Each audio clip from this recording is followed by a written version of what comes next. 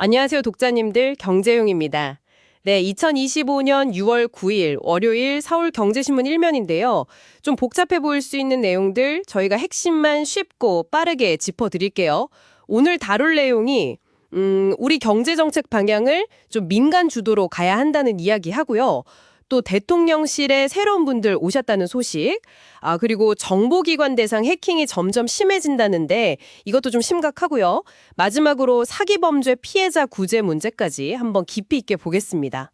자, 그럼 첫 번째 이슈부터 가볼까요? 경제정책 주도권 말인데요. 이걸 정부가 아니라 민간에 넘겨야 한다. 이런 요구가 커지고 있다는데 구체적으로 어떤 배경인가요, 기자님? 네, 그렇습니다. 이게 핵심은 뭐랄까, 더 이상 과거 방식으로는 좀 어렵지 않냐, 이런 위기감이 커지고 있다는 겁니다. 우리 기업들 혁신 속도가 좀 예전 같지 않다는 평가도 있고요. 또 예전에 우리가 잘했던 그 패스트 팔로워 전략 있잖아요. 빨리 따라가는 거. 그게 이제 한계에 부딪혔다, 이런 진단이 많아요. 기술 경쟁이 워낙 치열해지니까 이제는 우리가 먼저 길을 좀 만들어야 하는 상황인 거죠. 패스트 팔로워 전략의 유효 기간이 다 됐다 뭐 이런 거군요. 그럼 대안은 뭘로 보나요? 기사에서는 미국 사례를 좀 주목하더라고요. 그러니까 정부하고 민간이 같이 머리를 맞대서 미래 산업 큰 그림 그리고 뭐 엔비디아 같은 혁신 기업들 있잖아요. 그런 기업을 키워내는 방식이죠. 우리도 사실 메모리 반도체 이후에 확실하게 세계 1등 먹거리다 하는 게 잘 안 보이잖아요. 그래서 민간의 창의성, 자율성 이런 걸 좀 최대한 살리고 정부는 전략적으로 지원하는 그런 새로운 민관 협력 모델이 진짜 필요하다. 이런 분석입니다.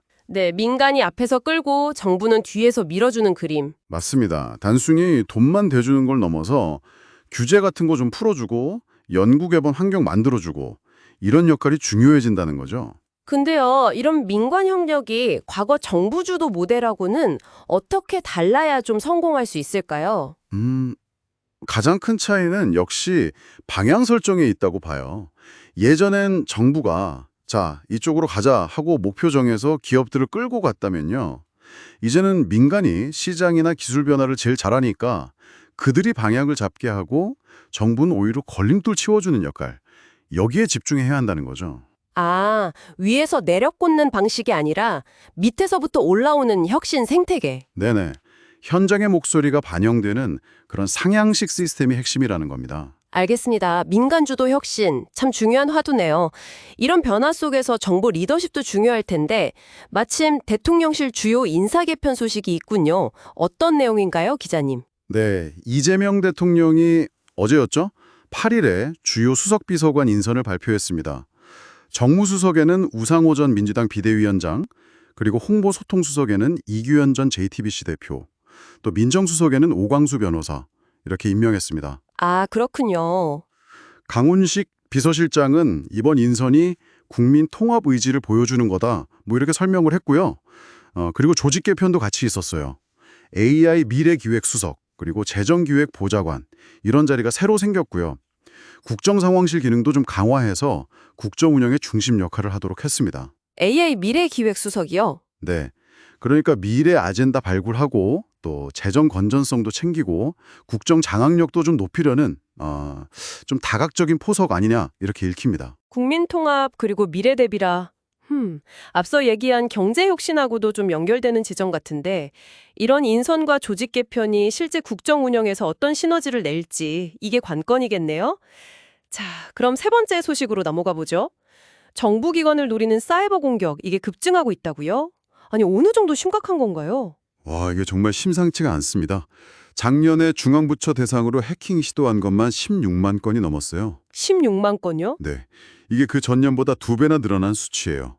계산해보면 하루 평균 한 440번 정도 정부 시스템을 흔들려고 시도했다는 거죠. 와, 하루 440번? 네. 근데 올해도 벌써 4월까지만 5만 건을 넘었어요.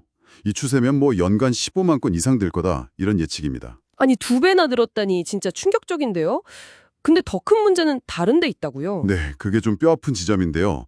바로 정부기관들의 사이버 보안 역량 평가 점수는 오히려 떨어졌다는 거예요. 공격은 막 거세지는데 방패는 약해지고 있다. 그렇죠. 그런 신호죠. 전문가들은 물론 예산 부족 문제도 이야기하는데요. 더 근본적으로는 그 사이버 보안 거버넌스 있잖아요. 그러니까 위협에 대응하는 어떤 총체적인 주의 체계, 책임 소재 이런 게 좀 불분명하다는 지적을 많이 합니다. 컨트롤 타워가 좀 제대로 안 서 있으니까 각 부처가 좀 따로따로 대응하게 되고 효과가 떨어지는 거죠. 그래서 선제적인 방어 체계 구축하고 명확한 거버넌스 확립이 정말 시급하다 이런 목소리가 높습니다.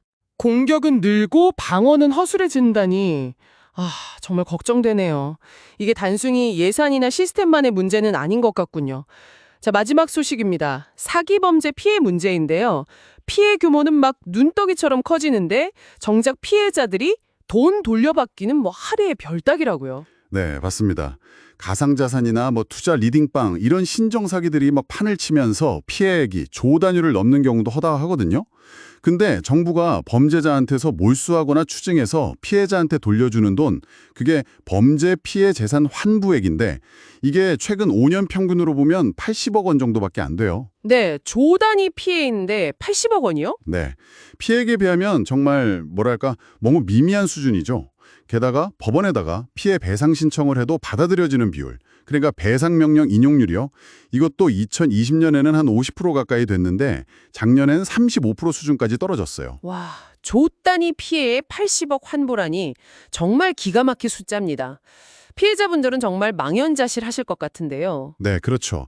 게다가 지난 10년간 사기 사건 자체가 45%나 늘었다는 점까지 생각하면 이건 진짜 심각한 사회 문제입니다. 정말 그러네요. 네, 그래서 가해자가 좀 빨리 피해를 배상하도록 책임을 더 강화하고 또 범죄로 번 돈은 철저히 환수해서 피해자한테 돌려주는 시스템, 이걸 강화해야 한다는 목소리가 높습니다.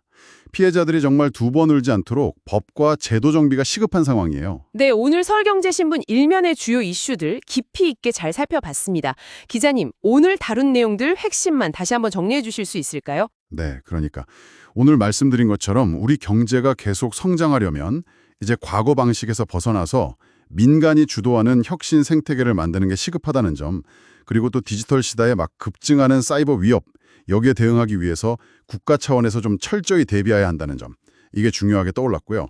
더불어서 사기 범죄로부터 피해자를 정말 실질적으로 보호하고 구제할 수 있는 법적, 제도적 장치 마련도 더 이상 미룰 수 없는 과제다, 이렇게 정리할 수 있겠습니다. 오늘 경제용은 여기까지입니다. 저희는 다음 시간에 더 알찬 내용으로 다시 찾아뵙겠습니다. 네, 감사합니다.